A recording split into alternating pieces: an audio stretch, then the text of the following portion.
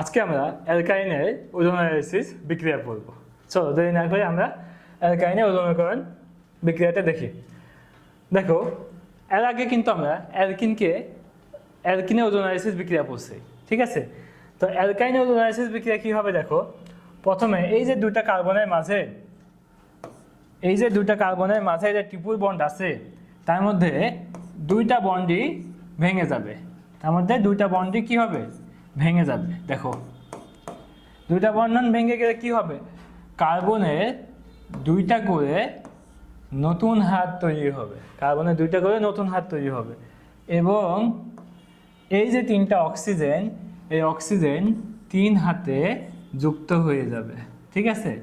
যুক্ত হয়ে এরকম ওজোনাইড গঠন করবে। কি করবে? প্রথমে ওজোনাইড গঠন করবে, ঠিক আছে? তো অ্যালকিনের ক্ষেত্রে কি হয়েছিল ভাইয়া, একটু মনে করার চেষ্টা করো তো। অ্যালকিনের ক্ষেত্রে এখানে ডবল বন্ড ছিল, ডবল বন্ডের মধ্যে দুটাই ভেঙে গেছিল। তার ফলে এই যে দুইটা কার্বনের মাঝখানে কিন্তু কোনো বন্ড ছিল না। কিন্তু অ্যালকাইনের ক্ষেত্রে যেহেতু একটা এক্সট্রা বন্ড আছে, এই জন্য এই বন্ড দুটো কার্বনের মাঝখানে কিন্তু একটা বন্ড থাকবে। এই ওজোনাইড গঠন করছে। তারপরে কি হবে ভাইয়া? তারপরে যে অ্যালকিনের মতোই যে এইখানে হচ্ছে তোমার পানি সাহায্যে হাইড্রোলাইসিস হবে। তবে এখানে একটু মাথায় রাখবো, অবশ্যই জিঙ্কের উপস্থিতি থাকতে হবে। জিঙ্কের উপস্থিতিতে কি হবে?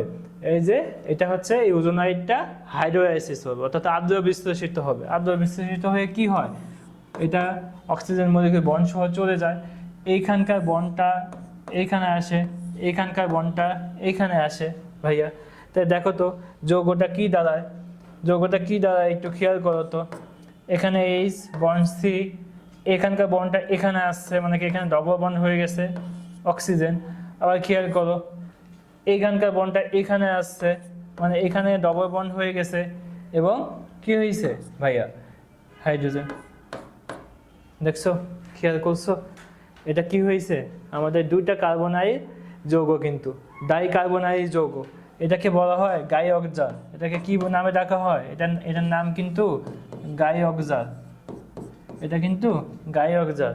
হ্যাঁ, অনেকে বুঝতেছো, যারা বুঝতেছো না খেয়াল করো, তোমরা এইভাবে দেখে অভ্যস্ত। এটাই কিন্তু এই যৌগটাই কিন্তু এটা গাই অক্সাল। হ্যাঁ, তো এখন খেয়াল করো, অ্যালকিনের ক্ষেত্রে দুইটা কার্বনের দুইটা আলাদা যৌগে ছিল, অর্থাৎ দুইটা যৌগ উৎপন্ন হয়েছিল এবং দুইটাতে আলাদাভাবে কার্বনারি গ্রুপ ছিল। কিন্তু এটার ক্ষেত্রে খেয়াল করো, দুইটা কার্বনারি যৌগ একটা যৌগের মধ্যেই আছে, মানে একটা যৌগই উৎপন্ন হয়েছে, কিন্তু দুইটা কার্বনারি গ্রুপ যুক্ত থাকবে, অর্থাৎ ডাইকার্বনারি যৌগ উৎপন্ন হবে, ঠিক আছে? তো যারা এই মেকানিজমটা বুঝতে চাও না বা বোঝার দরকার নাই আসলে, যারা অ্যাডমিশনের ক্ষেত্রে, তোমরা কি করবা বলো তো? তোমরা সিম্পলি এই যে এখানে টি বন্ধনটা আছে না, এই টি বন্ধনের মধ্যে দুইটা বন্ধন সুন্দর করে মুছে দিবা। যে দুইটা কার্বনের মাঝে টি বন্ধন থাকবে, দুইটা কার্বনের মধ্যে দুইটা বন্ড সুন্দর করে মুছে দিবা। মুছে দিয়ে কি করবা? দুইটা কার্বনারি গ্রুপ দুইটা কার্বনে যুক্ত করে দিবা। এটাই হবে হচ্ছে আমাদের অ্যালকাইনের ওজোনালাইসিসের প্রোডাক্ট, ঠিক আছে? খুবই সিম্পল। হ্যাঁ, খুবই সিম্পল। তবে দেখবা এখানে জিঙ্কের উপস্থিতি আছে কি নাই। হ্যাঁ, জিঙ্কের উপস্থিতি না থাকে কি ঘটনা ঘটে আমরা একটু পরেই দেখবো। হ্যাঁ, তো এখানে দেখো আরেকটা যৌগ নিছি, অ্যালকাইন নিছি, ওজনীকরণ বিক্রিয়া দিছি। জিঙ্ক পানির উপস্থিতিতে কি হবে ভাইয়া? ওই যে বললাম যে কি করবা, এখানে মুছে দিবা। দেখো CH3 দুইটা বন্ড মুছে দিবা, কার্বন বন্ড কার্বন, এখানে এইচ আছে, এই দুইটা বন্ড মুছে দিছি। মুছে দিয়ে কি করতে বলছিলাম? যে দুইটা কার্বনে কি করবা? দুইটা কার্বনের গ্রুপ যুক্ত করে দিবা, ঠিক আছে? শেষ, কাজ শেষ। এবং এখানে কিন্তু জিঙ্ক অক্সাইড পানি উৎপন্ন হয়। হ্যাঁ, জিঙ্ক অক্সাইড পানি উৎপন্ন হয়। কিন্তু খেয়াল করো এখানে কিন্তু জিঙ্কের উপস্থিতি নাই। তো জিঙ্কের উপস্থিতি না থাকলে কি হবে দেখো, খেয়াল করো, এখানে আমাদের এই কার্বনারি যৌগটা ডাইকার্বনারি যৌগটা উৎপন্ন হবে। তারপরে কি ঘটবে? এখানে একটা হাইড্রোজেন পারঅক্সাইডে তখন হাইড্রোজেন পারঅক্সাইড উৎপন্ন হয়, যদি হচ্ছে জিঙ্কের অনুপস্থিতিতে, জিঙ্কের উপস্থিতি না থাকে। তখন এই যে হাইড্রোজেন পারঅক্সাইড উৎপন্ন হলো, এই হাইড্রোজেন পারঅক্সাইডের উপস্থিতিতে এই যৌগটা জারিত হয়ে যায়।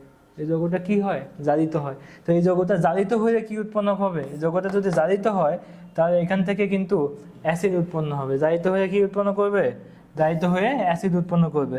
তো অ্যাসিডটা হচ্ছে তোমার একটা যৌগে অ্যাসিড উৎপন্ন হইতে পারে, আর দুই অণু অ্যাসিডও কিন্তু আলাদাভাবে উৎপন্ন হইতে পারবে। হ্যাঁ, দেখো তো এখান থেকে আমাদের এই যে CH3 COOH যোগ এই পাশে একটা অ্যাসিড হবে, এই পাশে একটা অ্যাসিড হবে, ওই পাশে একটা অ্যাসিড হবে। হ্যাঁ, তো HCOOH, ঠিক আছে। তাহলে অ্যাসিড কিন্তু দুই অণু উৎপন্ন হলো যদি এখানে জিঙ্কের উপস্থিতি না থাকে। অনেক সময় তোমাদের প্রশ্ন আসে, ঠিক আছে, তোমরা খেয়াল করো না, যদি জিঙ্কের উপস্থিতি না থাকে তখন কিন্তু অ্যালকাইনকে ওজনীকরণ করে কি পাওয়া যায়, অ্যাসিড পাওয়া যায়। আর যখন জিঙ্কের উপস্থিতি থাকে তখন কিন্তু ডাইকার্বনারি যৌগ উৎপন্ন হয়, ঠিক আছে। তো চলো, এখানে আগেই বললাম এখানে প্রশ্ন আসে দুইভাবে, যে আমাকে কি বলে, উৎপাদ বের করতে বলে, অর্থাৎ ওজন অ্যানালাইসিসে উৎপাদ বের করতে বলে, আবার উৎপাদ দেওয়া থাকে বিক্রিয়ক বের করতে বলে, ঠিক আছে। তো দেখো এখানে আমার একটা উৎপাদ দেওয়া আছে, যেটা হচ্ছে অ্যালকাইনের ওজন অ্যানালাইসিসের উৎপাদ।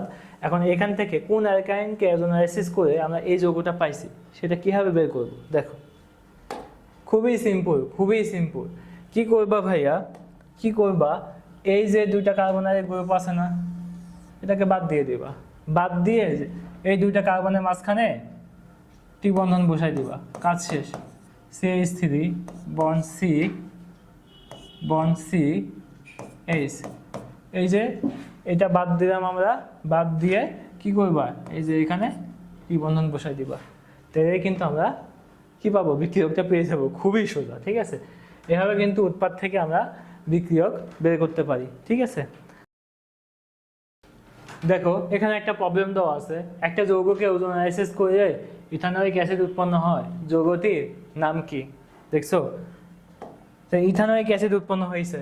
এখন এই যে ইথানোয়িক অ্যাসিড উৎপন্ন হয়েছে বলছে, এখন তোমার নিজ দায়িত্বে বুঝে নিতে হবে যখন অ্যাসিড উৎপন্ন হয়েছে মানে কি, এখানে দুই অণু উৎপন্ন হয়েছে, ঠিক আছে। তো এখানে খেয়াল করো এটা কীভাবে করবা, এটা এই ইথানোয়িক অ্যাসিডটা এমনভাবে সাজায় লিখবা যাতে এই কার্বনের গ্রুপটা, দুইটা কার্বনের গ্রুপটা যাতে পাশাপাশি থাকে, ঠিক আছে। আর বাকি যে গ্রুপগুলা সেগুলোকে শাখায় যুক্ত করে দিবা। হ্যাঁ, যুক্ত করে দিবা। দেখো এটা একটা ইথানোয়িক অ্যাসিড, এটা একটা ইথানোয়িক অ্যাসিড, কিন্তু আমরা কি করছি, দুইটা কার্বনের গ্রুপটাকে পাশাপাশি দেখছি এবং বাকি গ্রুপটাকে কি করে দিছি, আমাদের কি করে দিছি বলতো, শাখা করে দিছি। এখন কাজ একটাই, সেটা হচ্ছে এই কার্বনের গ্রুপটাকে বাদ দিয়ে দিতে হবে, ঠিক আছে। এখন কাজ হচ্ছে আমাদের একটাই, সেটা হচ্ছে এই যে এখানে যে দুইটা কার্বনারি গ্রুপ ছিল, এই দুইটা কার্বনারি গ্রুপটাকে বাদ দিতে হবে এবং এই দুইটা হাইড্রক্সি গ্রুপটাকে বাদ দিতে হবে। বাদ দিয়ে মাঝখানে ট্রিপল বন্ড বসাই দিতে হবে, কাজ শেষ।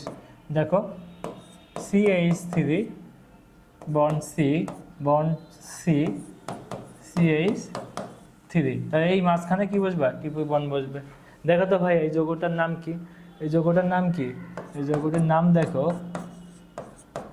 বিউটাইন 2। এই যৌগটার নাম কি, বিউটাইন 2। খেয়াল করছো তোমরা, খুবই ইজি, খুবই ইজি, ঠিক আছে।